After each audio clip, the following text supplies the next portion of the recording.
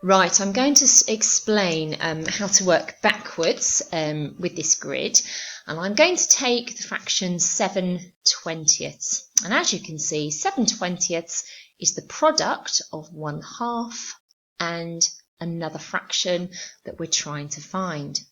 So 1/2 multiplied by another fraction that we're trying to find is equal to 7/20.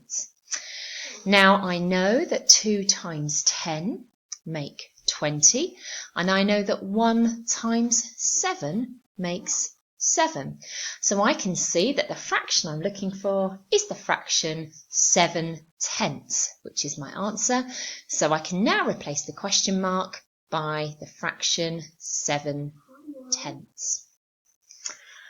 I'm going to now take another fraction in the grid and see if I can now work out what another answer will be.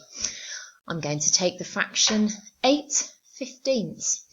And as you can see, 4/5 multiplied by another fraction is going to give me 8/15. I'm going to change my colour pen and I'm going to write down that a fraction multiplied by 4/5 is going to give me 8/15. I'm going to think about getting 8 from 4 multiplied by 2.